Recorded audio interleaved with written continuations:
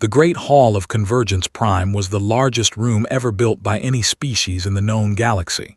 It floated in empty space, far from any star, a neutral place where all species could meet and talk.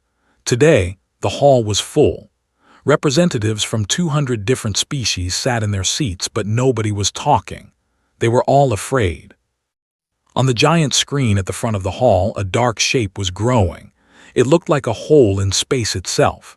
Scientists called it the Void Maw. In the last 10 years, it had eaten 3 star systems. Billions of beings had died. Whole planets had simply disappeared into the darkness. Captain Park stood at the back of the hall with her crew. She was a small woman with short black hair and tired eyes. She had been a ship captain for 15 years, and she had seen many strange things in space, but she had never seen anything like the Void Maw. "It is getting bigger," said Lieutenant, standing next to her, was the chief engineer of their ship, the Defiant Spirit. She was tall and thin, with oil stains on her uniform that she never seemed to wash out. "The reports say it will reach the colonies in 8 months. "I know," said quietly. Sergeant stood on her other side. He was a big man with a serious face. He rarely smiled, but his crew trusted him with their lives. "What can we do?" he asked. "Our weapons cannot hurt empty space." Before could answer, a loud bell rang through the hall. Everyone became silent. At the front of the room, a platform rose from the floor. On it stood a being made entirely of living crystal. Light moved through its body like blood through veins. This was the representative of the Eternal Ones. The Eternal Ones were the oldest species in the galaxy. They had existed for more than 3 billion years. They had seen stars born and die. They had watched countless civilizations rise and fall. When they spoke, everyone listened. "We have completed our calculations," the crystal being said. Its voice was like music and thunder mixed together. "We have studied the Void Maw for 10 of your years. We have used all of our knowledge, gathered over 3 billion years of existence." The hall was completely silent. Even the machines seemed to stop humming. "There is no solution," the Eternal One continued. "The Void Maw cannot be stopped. It cannot be closed. It cannot be survived.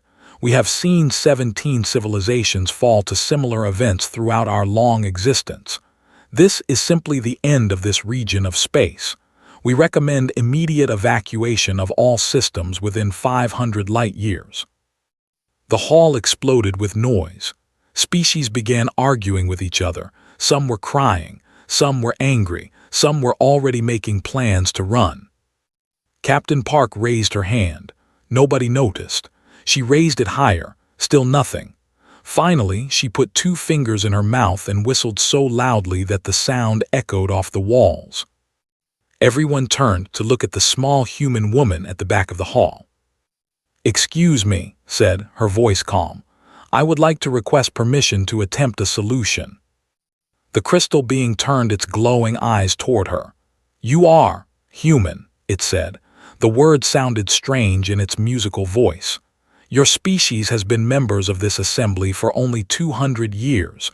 You are infants in cosmic terms." "Yes," said, "we are young." "Then you do not understand. We have run every possible scenario. 40 million years of accumulated knowledge has been applied to this problem. There is no solution that your young minds could find that we have not already considered and rejected." Several alien species made sounds that might have been laughter. Humans were known in the galaxy for many things. They were known for being tough and stubborn. They were known for surviving in places where they should have died. But they were not known for being smart, not compared to species that had existed for millions of years. Nodded slowly. "I understand that you have studied this problem for a long time. I understand that you have more knowledge than we do, but I would still like to try." "It would be a waste of resources and lives," said the Eternal One. "We cannot permit it." "Cannot permit it," asked, "or will not permit it?" The crystal being was silent for a long moment. "Both," it finally said. Looked at her crew. Was already pulling out her data pad, running numbers. had his arms crossed, waiting for orders. She looked back at the giant screen, at the darkness that was eating the galaxy. Then she did something that confused every non-human in the room. She turned to Lieutenant and handed her the coffee cup she had been holding. She said, "Hold my coffee." Took the cup without question. She had served with for 10 years. She knew what that phrase meant. Several human delegates in the crowd began to laugh nervously. Others put their faces in their hands. One old admiral whispered, "Oh no, here we go again." The Eternal One watched this exchange with confusion. "What is the meaning of this ritual?" it asked. "Why have you given your beverage to your subordinate?" Smiled. It was not a happy smile. It was the smile of someone who had made a decision that would either save everyone or kill everyone. There was no middle ground. "It means," she said, "that we are going to do something stupid, and we are going to do it anyway, with or without your permission." She turned and walked out of the great hall. Her crew followed without hesitation. Behind them, 200 species watched in silence. The Eternal One's crystal body flickered with colors that no one could read. "Fascinating," it said quietly. "They are going to die, but they are going to die trying." It did not understand yet. None of them did. Humans did not know how to give up, and sometimes that made all the difference. The Defiant Spirit was not a beautiful ship. It was old and covered in repair patches. The paint was scratched, and one of the engine pods made a strange noise that could never fix completely. But it was fast, and it was tough, and it had never failed its crew. Captain Park stood on the bridge looking at the main screen. The Void Maw was still far away, but even from this distance it looked wrong. Space was supposed to be black, but this was a different kind of black. It was the black of nothing at all, not darkness but absence. "We have company," said Ensign Shin from the pilot's seat. He was the youngest member of the crew, only 24 years old. He had joined the ship 6 months ago, fresh from the academy. He was always smiling, always optimistic. Some of the older crew members thought he was annoying, thought he was exactly what they needed. On the screen, 12 human ships appeared behind them.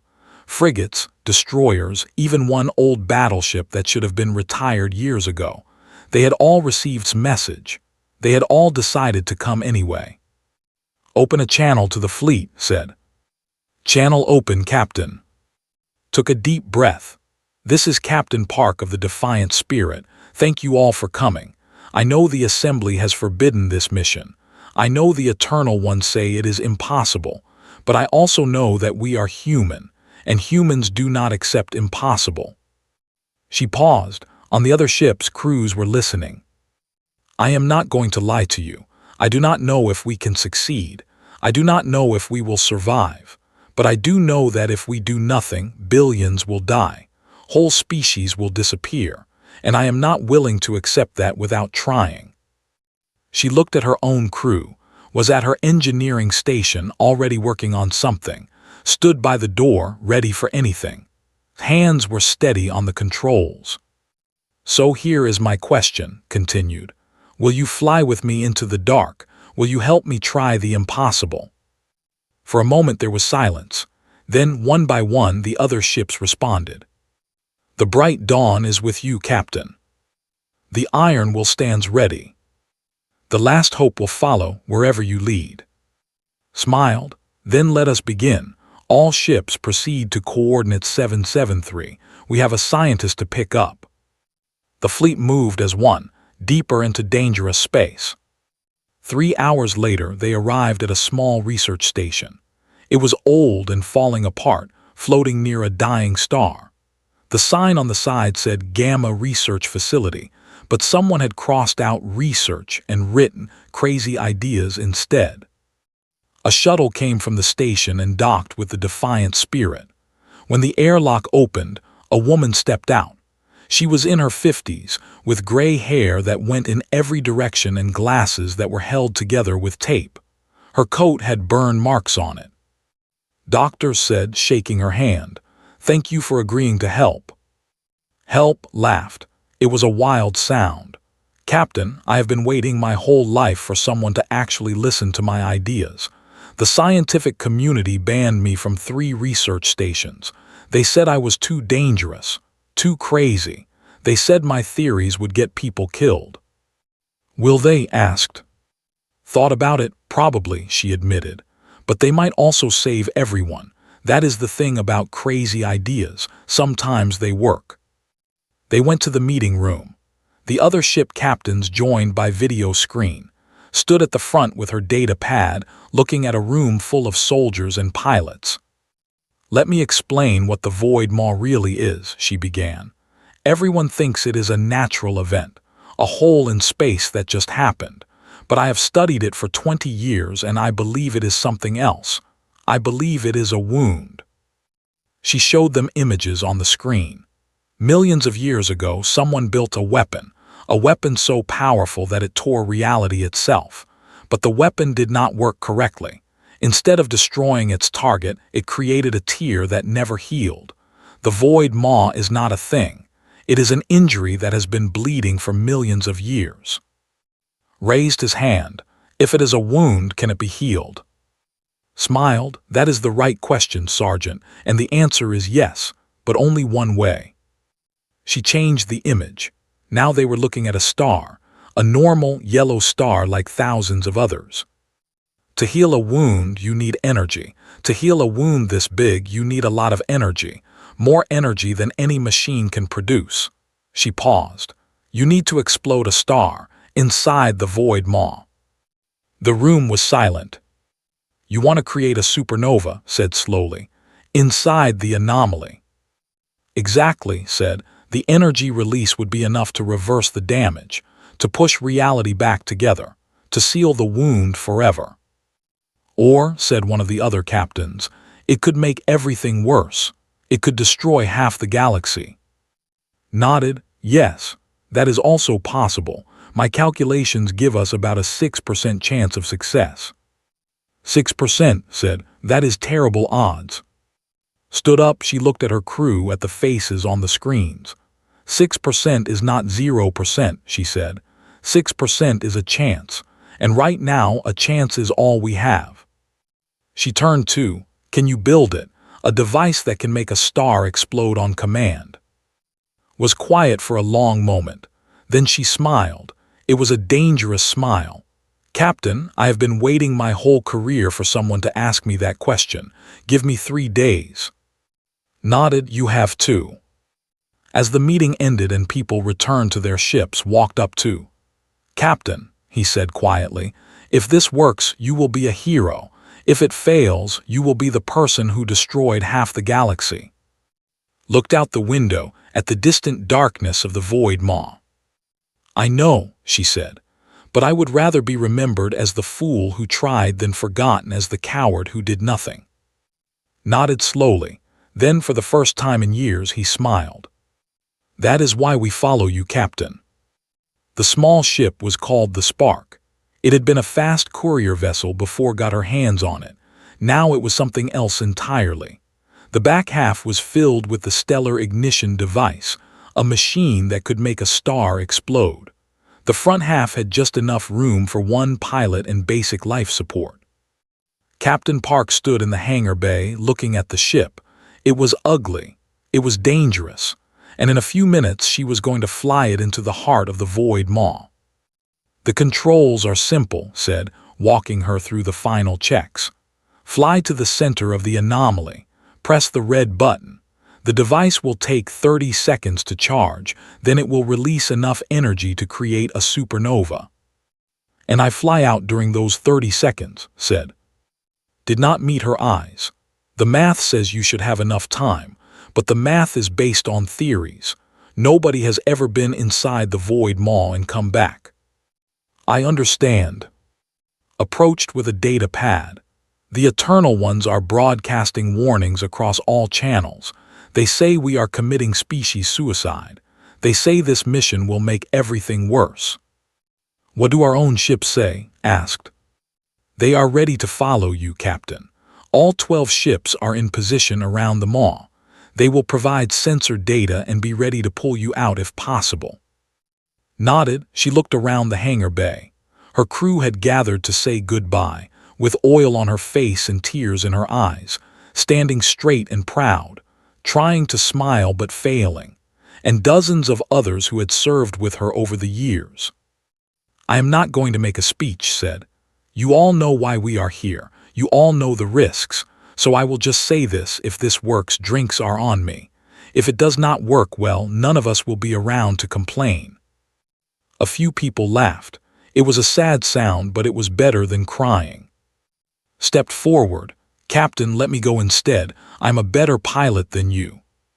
Smiled. "You are a better pilot," she agreed. "But this mission needs more than piloting. It needs someone who can make decisions when everything goes wrong, and you are not ready for that yet." She put her hand on his shoulder. "But you will be someday, I know it."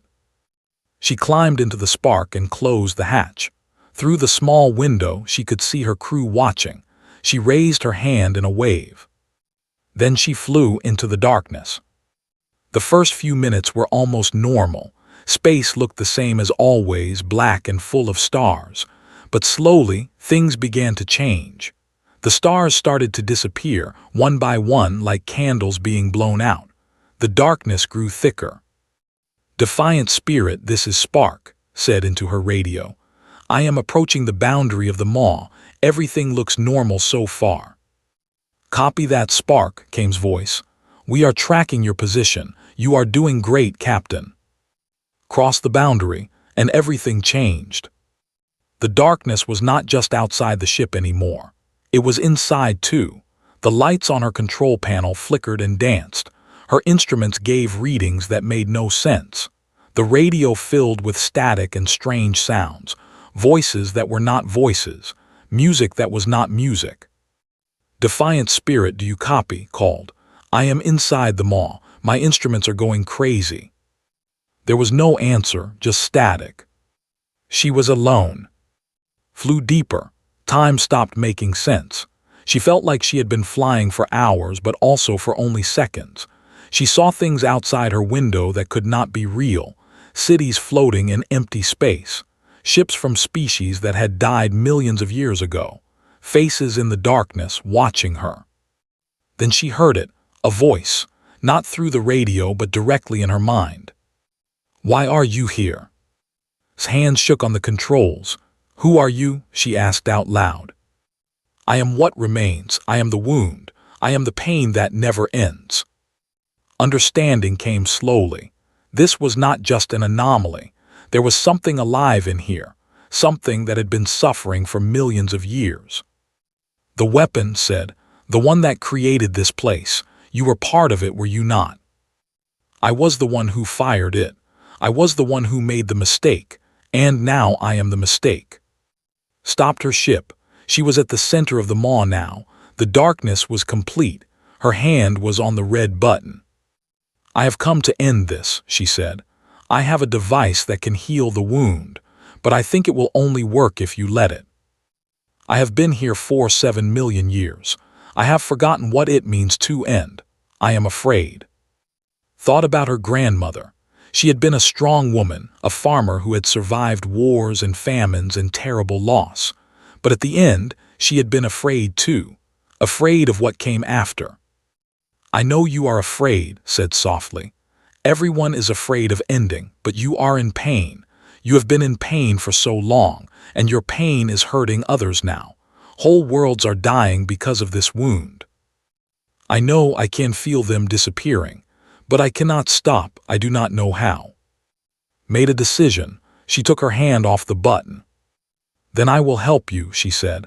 "I will stay with you. You do not have to face the end alone." "You would do that. You would give up your own existence for me." Smiled even though no one could see it. "That is what humans do," she said. "We are stupid like that." There was a long silence. The darkness around her seemed to shift and change. She felt something touching her mind, not with violence but with wonder. The consciousness was looking at her memories, her life, her crew, her love for the stars. "I understand now," it said. "Your species is very young, but you have something we lost long ago. You have hope." Then let me give you some of mine, said. Let me help you rest. Another long silence. Then slowly she felt something change. The darkness around her began to soften. The consciousness was letting go. Thank you, it said. I am ready now, but please do not leave me alone. I will not, promised. I will be right here. She pressed the red button. The device began to charge. 30 seconds until the end of everything and the beginning of something new. Closed her eyes and waited. She was not afraid. On the bridge of the Defiant Spirit, Lieutenant stared at her screens with growing horror.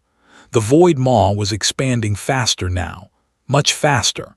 The darkness was spreading like a drop of ink in water. This is wrong, she whispered. This is all wrong. Sergeant stood beside her. His face was calm, but his hands were shaking. Did we make it worse? Did the captain make it worse? I do not know, admitted. We lost contact with her 15 minutes ago. I have no idea what is happening in there.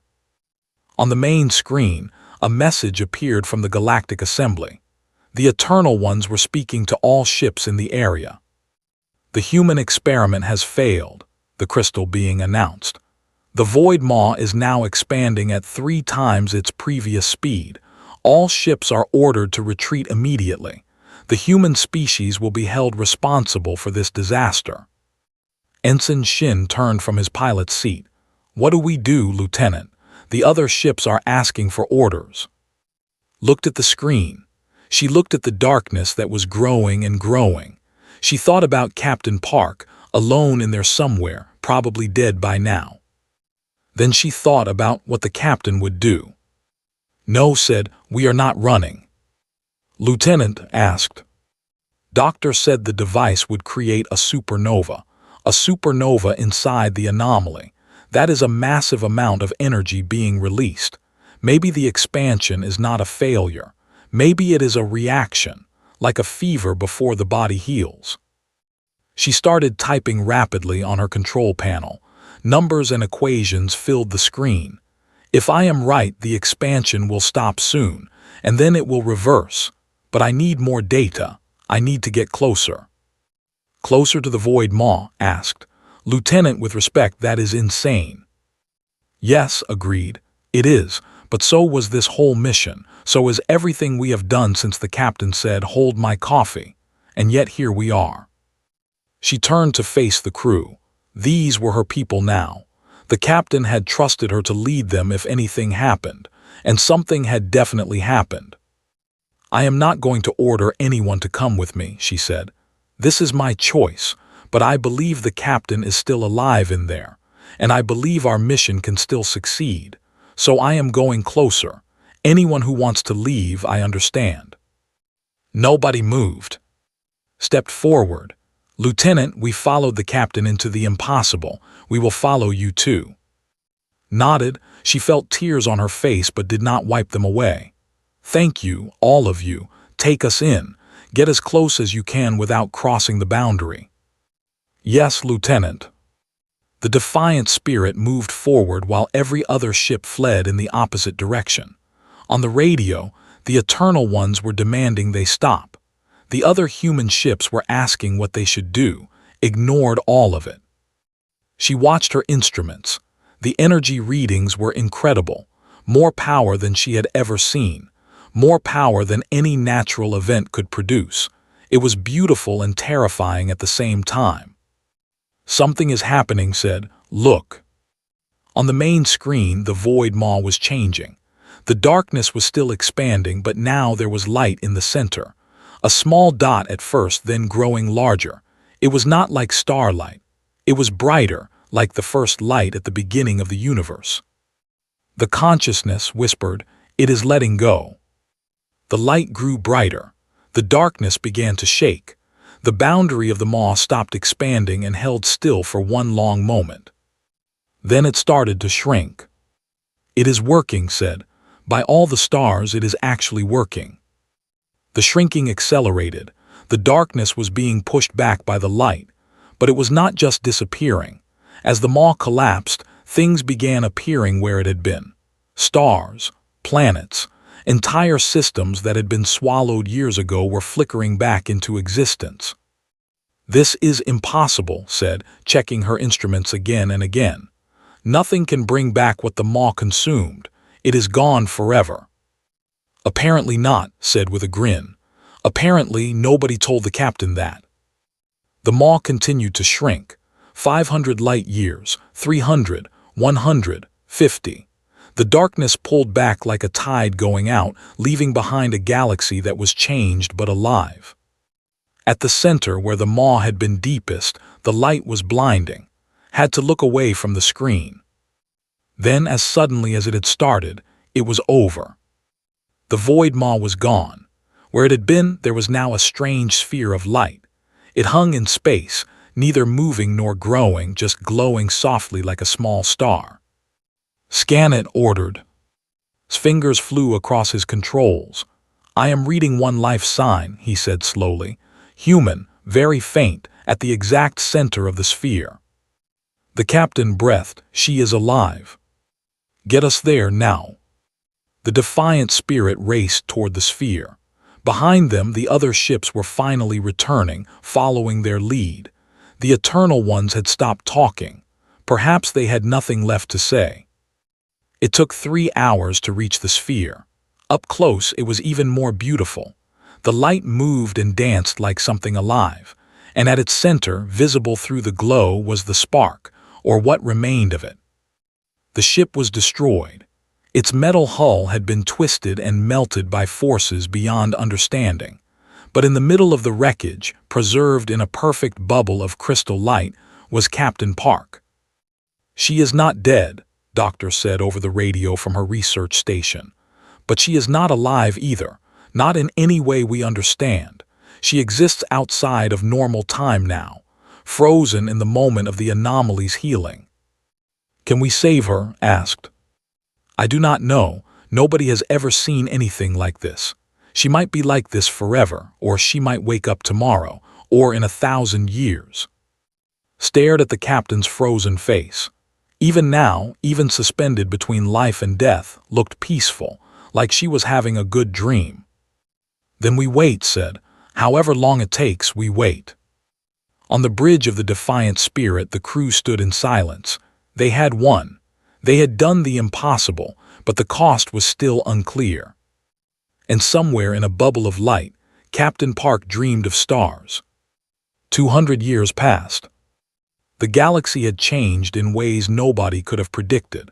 The systems that the void maw had consumed were back, but they were different. The stars burned with strange colors. The planets had new shapes and new life. Scientists spent decades trying to understand what had happened, and they still did not fully know. But some things had changed for the better. Humanity was no longer seen as the young, foolish species of the galaxy. After what Captain Park had done, everyone looked at humans differently. The Eternal Ones, who had existed for billions of years, now invited humans to their most important meetings. They wanted to understand how such a young species could do what they could not. The phrase, "hold my beer," became famous across all known space. It was used to describe the moment when someone decided to try something impossible, when logic said no, but hope said yes. Every species learned it, even if they did not drink beer or understand what it meant. And through all those years, the sphere of light remained. It floated in the exact spot where the void maw had died. Ships visited it every day. Scientists studied it. Religious groups prayed to it. Children grew up hearing stories about the woman frozen inside, the captain who had saved the galaxy. Admiral Shin visited every year on the same day. He was old now. His hair was white and his hands shook when he walked, but he still stood straight and his eyes were still bright. He had commanded fleets and won battles and trained thousands of young officers, but he always came back to this place. His shuttle stopped near the sphere, and he looked out the window at the glowing light, at the shape inside that he knew so well. "Hello, Captain," he said quietly. "I am here again." He did this every year. He would sit and talk to her for hours, telling her about everything that had happened. about how had become the greatest engineer in human history, about how had retired to a small planet and grown vegetables, about how Doctor had won every scientific prize possible and was still considered crazy by most of her colleagues. The galaxy is at peace now, said. Not perfect, but better than before. Species that used to hate each other are working together.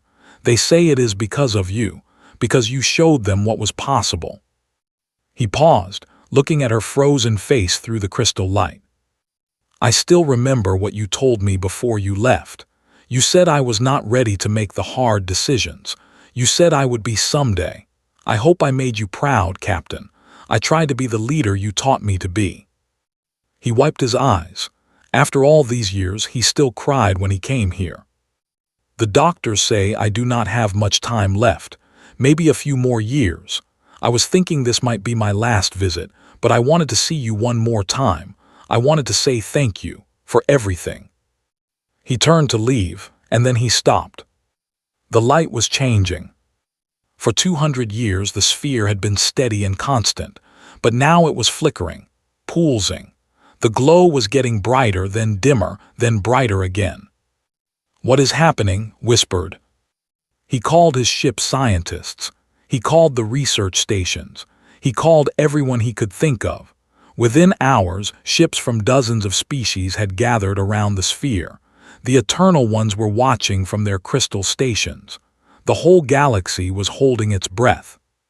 The sphere cracked. A thin line appeared on its surface like a crack in an egg, then another, and another. Light poured out of the cracks, brilliant and warm and full of something that felt like joy. And then a hand reached out. Human, small, alive. The sphere shattered into 1,000,000 pieces of light that scattered across space like stars being born. And floating in the middle, wearing the same uniform she had worn 200 years ago, was Captain Park. Her eyes opened. She looked around at all the ships that had gathered, at the faces staring at her through windows, at the stars that were different but still beautiful. Then she saw a shuttle. "Is that you, Ensign?" she asked. Her voice was rough from 2 centuries of silence. "You got old." Was crying and laughing at the same time. "I am an admiral now, Captain." Admiral grinned.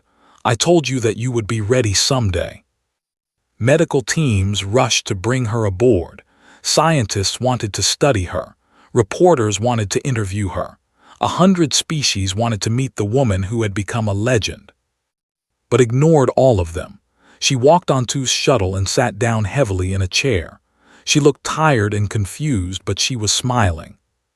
"So," she said, "did it work? Is the void maw gone?" "It is gone, Captain. It has been gone for 200 years. You saved everyone. You saved the entire galaxy."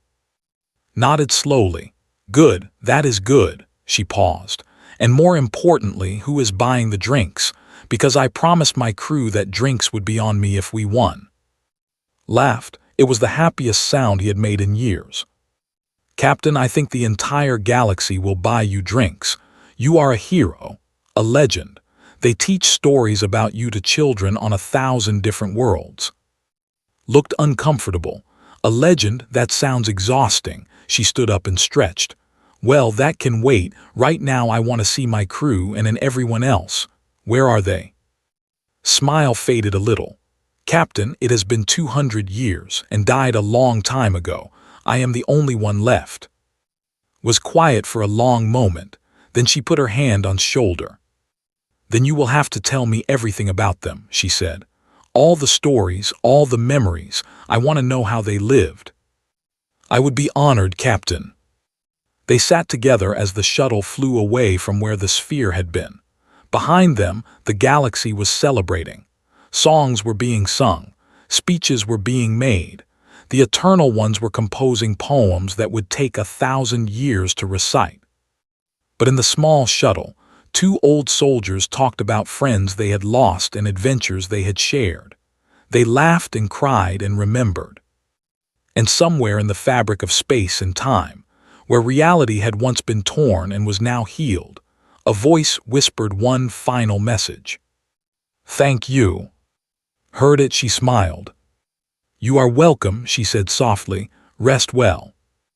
Then she turned back to and asked the most important question of all. "So, Admiral, where is the nearest bar? I believe we have 200 years of drinking to catch up on." The galaxy had been saved. The darkness was gone, and against all odds, against all logic, against the calculations of species that had existed for billions of years, humanity had proven once again what they were capable of. All it took was someone willing to say, "Hold my beer," and mean it.